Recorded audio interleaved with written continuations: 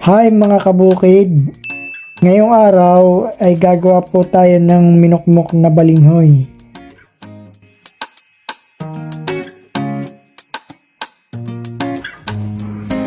Naglabon lang tayo kanina ng balinghoy at babayuhin natin gamit ang halo at lusong. Mas magandang bayuhin ang balinghoy habang mainit pa para mas madaling madurog at hindi nagbuo-buo.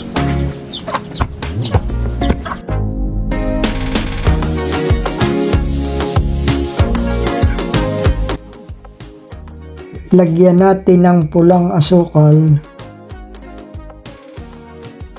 Isunod natin itong honey pampalasa.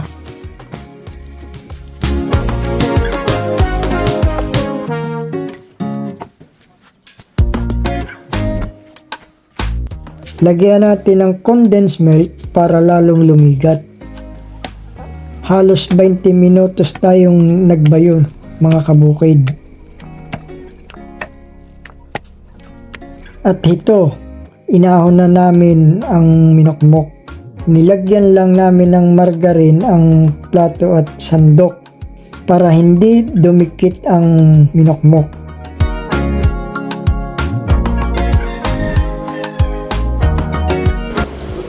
Ito na po ang minukmok na balinghoy. Tara, kain tayo.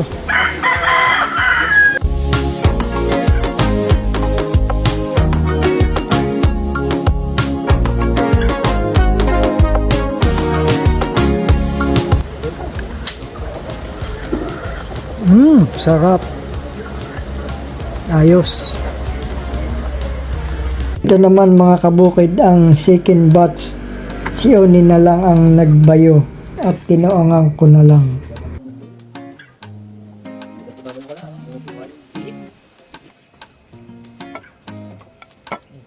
Happy birthday, Oni. Diba? Ilang bang birthday? March.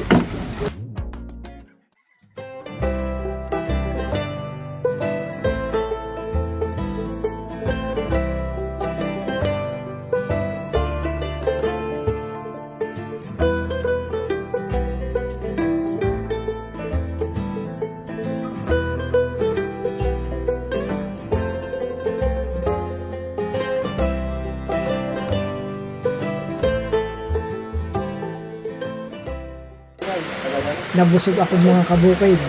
Kita tayo sa susunod ko din vlog.